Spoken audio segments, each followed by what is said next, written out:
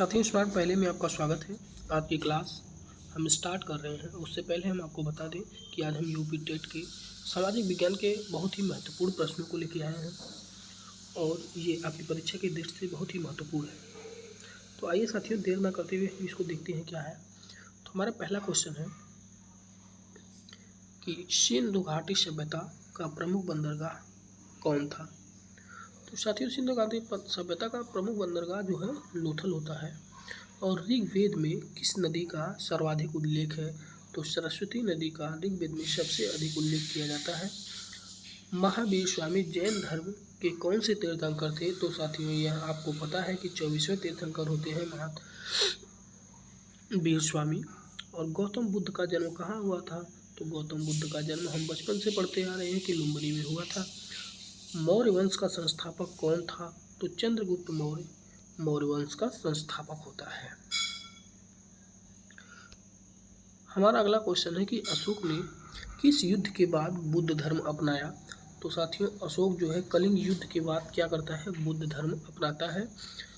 और गुप्त काल को किसका स्वर्ण युग कहा जाता है। तो भारतीय इतिहास का स्वर्ण युग गुप्त काल को कहा जाता है। हर्षवर्धन की राजधानी कहाँ थी। तो कन्नौज हर्षवर्धन की राजधानी हुआ करती थी उस समय। और भारत में मुस्लिम शासक की नींव किसने रखी। तो कुतुबुद्दीन ऐबक जो है भारत में मुस्लिम शासन की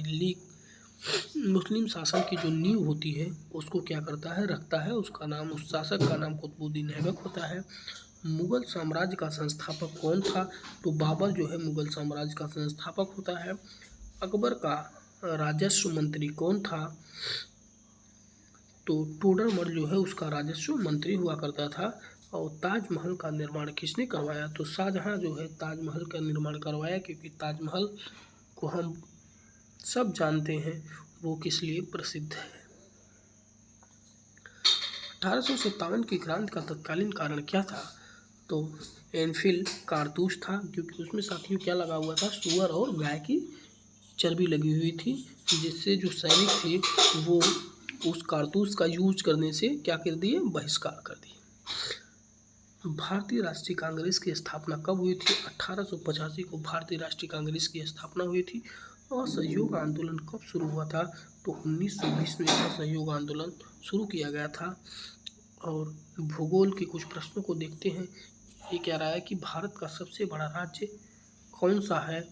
तो राजस्थान भारत का सबसे बड़ा, क्षेत्रफल के हिसाब से सबसे बड़ा राज्य है।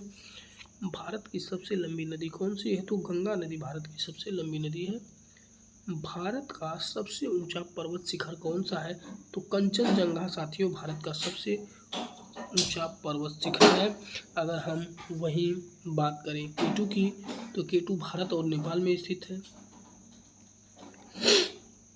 और बात करें एवरेस्ट की, तो एवरेस्ट का कहाँ स्थित है, माउंट एवरेस्ट दुनिया का सबसे बड़ा पर्वत है। और ये कहाँ स्थित है। तो साथियों, ये जो है हमारा नेपाल में स्थित है। दक्कन का पठार किस प्रकार का पठार है। तो ज्वालामुखी पठार। साथियों, दक्कन का पठार ज्वालामुखी पठार हुआ। और काली मिट्टी किस फसल के लिए उपयुक्त है। तो कपास के लिए उपयुक्त है। साथियों, एक सेकेंड, थोड़ा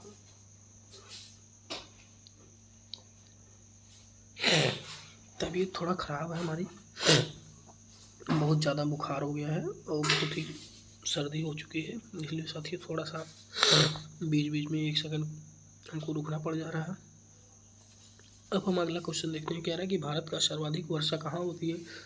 तो साथियों, भारत की सर्वाधिक वर्षा मासिनराम में होती है। जो गारो, खासी, जैंतिया, जो ये पहाड़ियाँ हैं, इसके बीच हमारा जो मानसून होता है वो आके फंस जाता है। फंसने की वजह से क्या करता है, वहाँ ढेर सारी बारिश, पूरी दुनिया की सर्वाधिक वर्षा वहीं पे हो जाती है। और थार का मरुस्थल किस राज्य में है। तो राजस्थान में थार का मरुस्थल है। सुंदरबन डेल्टा किन नदियों के द्वारा बना है। तो गंगा और ब्रह्मपुत्र नदियों द्वारा सुंदरबन डेल्टा बना। या साथियों, तबीयत इतना खराब है कि कितना हम आपसे बताएं, लेकिन फिर भी क्लास ले रहे हैं। और आप चैनल पे नए हैं तो चैनल को सब्सक्राइब कर दें और लाइक कर दें।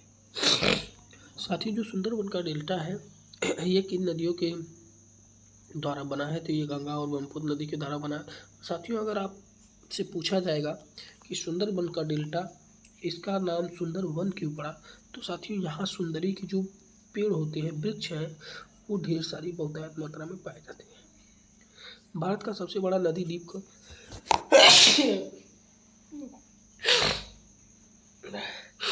भारत का सबसे बड़ा नदी द्वीप कौन सा है, तो साथियों माजुली जो है भारत का सबसे बड़ा नदी द्वीप है। मानसून शब्द किस भाषा से लिया गया है, तो अरबी भाषा से लिया गया है। विश्व का सबसे बड़ा महासागर कौन सा है, तो प्रशांत महासागर है। और ये कह रहा है कि भूमध्य रेखा कितने अक्षांश पर स्थित है, तो 0 डिग्री अक्षांश को हम क्या कहते हैं, भूमध्य रेखा कहते हैं। जबकि 23.5 डिग्री अक्षांश को कर्क रेखा और 23.5 डिग्री अक्षांश को मकर रेखा कहते हैं। और आपसे एक क्वेश्चन है कि अगर ये हमारी भूमध्य रेखा है तो ये वाली कर्क रेखा होगी या ये वाली कर्क रेखा होगी, या ये मकर रेखा होगी, ये कर्क रेखा, या ये कर्क रेखा, ये मकर रेखा। इसको हम क्या कहते हैं, इसको 0 डिग्री कहते हैं। अगर इसको हम सर्कल बना दें ऐसे, एक सेकंड साथियों, अगर हम यहाँ पे एक सर्कल, इसको हम इरेज करके हम आपको अच्छे से बताते हैं। हम ये क्या कर दिए, एक सर्कल ड्रा कर दिए यहाँ पे, ठीक। अब हम क्या करते हैं, अब हम एक जो है यहाँ से लाइन ड्रा कर दिए, इसको हम क्या बोलेंगे, इसको हम बोलेंगे 0 डिग्री। क्या बोलेंगे, 0 डिग्री इसको बोलेंगे, ठीक। उसके बाद अब हम एक दूसरी लाइन ड्रा करते हैं, वो कौन सी है, वो यहाँ से जा रही है, और ये तीसरी कहाँ से जा रही है, यहाँ से जा रही है, ठीक।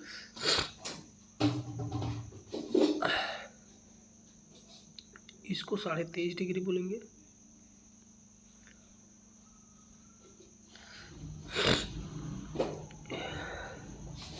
ये नॉर्थ है, ये साउथ है, ठीक। और इसको भी क्या बोलेंगे, इसको भी 23.5 डिग्री ही बोलेंगे, ठीक। ये जो हो गई, ये हमारी जो है, ये कौन सी रेखा है, तो ये हमारी साथियों ये वाली कर्क रेखा है। कौन सी है, कर्क रेखा है, ठीक। और उसी के साथ साथियों, और नीचे वाली जो थी वो क्या थी, वो मकर रेखा थी, ठीक। अपनी स्लाइड को आगे बढ़ाते हुए अब हम अगले क्वेश्चन पे चलते हैं। ये हमारा क्वेश्चन नंबर है 27। ये क्या कह रहा है कि पृथ्वी का एकमात्र प्राकृतिक उपग्रह कौन सा है, तो साथियों चंद्रमा जो है पृथ्वी का ये एक प्राकृतिक उपग्रह है।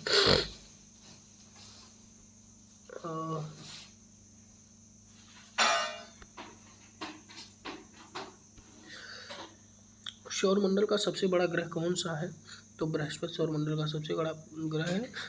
भारत का मानक समय किस देशांतर पर आधारित है, तो 82.5 डिग्री पूर्वी देशांतर पर भारत का जो है मानक समय आधारित है। और ये जो नागरिक शास्त्र के कुछ प्रश्नों को भी लेके आए हैं हम। इसमें पूछ रहा है भारतीय संविधान कब लागू हुआ था, तो साथियों 26 जनवरी 1950 को भारतीय संविधान लागू होता है। भारतीय संविधान के निर्माण में निर्माता किसे कहा जाता है, तो डॉक्टर भीमराव अम्बेडकर को भारतीय संविधान का निर्माता कहा जाता है। भारत में संसदीय शासन प्रणाली किस देश से ली गई है, तो ब्रिटेन से भारत में संसदीय शासन प्रणाली ली गई है। लोकसभा का कार्यकाल कितना वर्ष होता है, तो 5 वर्ष होता है लोकसभा का कार्यकाल। और हम अगले क्वेश्चन पे आते हैं। अगला क्वेश्चन हमारा है कि राज्यसभा के सदस्यों का कार्यकाल कितना होता है, तो राज्यसभा के सदस्यों का कार्यकाल 6 वर्ष होता है। साथियों लोकसभा हो या राज्यसभा हो, कहे जाएंगे दोनों सांसद, लेकिन जो राज्यसभा के सांसद होंगे उनका कार्यकाल 6 वर्ष होगा, जो लोकसभा के सांसद होंगे उनका कार्यकाल 5 वर्ष होगा। भारत का प्रथम नागरिक कौन है, तो राष्ट्रपति भारत का प्रथम नागरिक होता है। मौलिक अधिकार संविधान के किस भाग में है, तो भाग 3 में है। संविधान की प्रस्तावना में कितने आदर्श हैं, तो संविधान की प्रस्तावना में 5 आदर्श हैं। पंचायती राज व्यवस्था कितने स्तर की होती है, तो पंचायती राज व्यवस्था 3 स्तर की होती है। मतदान की आयु कितनी है, तो मतदान की आयु 18 वर्ष है। भारत में न्यायपालिका का सर्वोच्च न्यायालय कौन है, तो सर्वोच्च न्यायालय ही न्यायपालिका का सर्वोच्च न्यायालय है। राज्य का संवैधानिक प्रमुख कौन होता है? तो साथियों राज्य का संवैधानिक प्रमुख उसका राज्यपाल होता है। और क्वेश्चन नंबर 41 पे हम चलते हैं। ये क्या कह रहा है? कह रहा है कि लोकसभा के सदस्यों का चुनाव कौन करता है? तो लोकसभा के सदस्यों का चुनाव जनता करती है, जबकि राज्यसभा के सदस्यों का चुनाव जनता नहीं करती। वो जनता के द्वारा डायरेक्ट चुनाव नहीं होता है, वो अप्रत्यक्ष रूप से चुने जाते हैं। संविधान सभा के अध्यक्ष कौन थे? डॉक्टर राजेंद्र प्रसाद थे। मौलिक कर्तव्य किस संविधान से जोड़े गए हैं? तो 42वें संविधान संशोधन से। अब हम कुछ इकोनॉमिक्स के प्रश्नों को करते हैं। भारत की केंद्रीय बैंक कौन है? तो भारत का केंद्रीय बैंक RBI है, तो भारतीय रिजर्व बैंक है। राष्ट्रीय आय का आकलन कौन करता है? तो NSO करता है।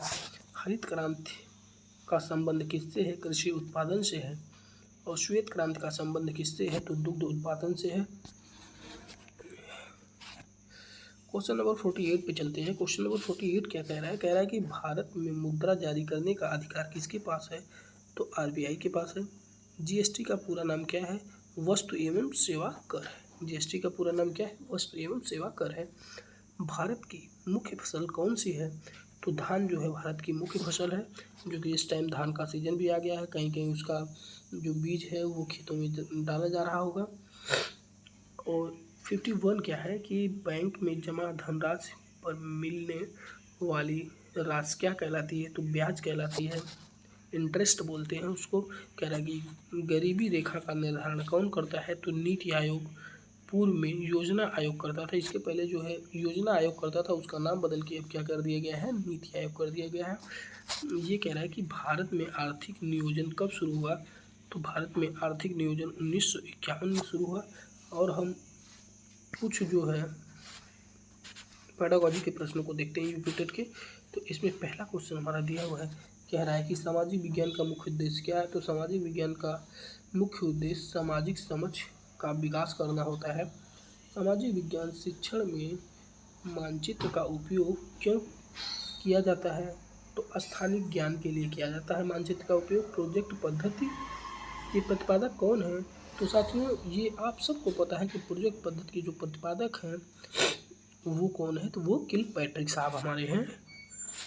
और सामाजिक विज्ञान में भ्रमण विधि का उद्देश्य क्या है? तो प्रत्यक्ष अनुभव प्रदान करना ही भ्रमण विधि का उद्देश्य है। और बाल केंद्रित शिक्षा के समर्थक कौन थे? तो जॉन डुई जो है बाल केंद्रित शिक्षा के क्या होते हैं? समर्थक होते हैं। तो साथियों आज के लिए हमने मैराथन में इतना ही रखा है। इसी के साथ हम अपनी क्लास को समाप्त करते हैं। और अगर आप हमारे चैनल पे नए हैं, ये आपका परिवार है, तो आप इस चैनल को सब्सक्राइब करें, लाइक करें और शेयर करें। और हम जो कुछ इन्फॉर्मेशन वीडियो होती हैं, कुछ सूचनाएं होती हैं, कोई नई परीक्षा होने वाली है या कोई नई वैकेंसी आ रही है, तो उसके संबंध में हम आपको ये वीडियो देंगे। और हम परीक्षा से जुड़े प्रश्नों को लेके आएंगे जो आपकी परीक्षा में बहुत ही महत्वपूर्ण होंगे। इसी के साथ साथियों हम अपनी क्लास को समाप्त करते हैं। अब हम कल आपसे मिलते हैं आपकी अगली क्लास में। Thank you.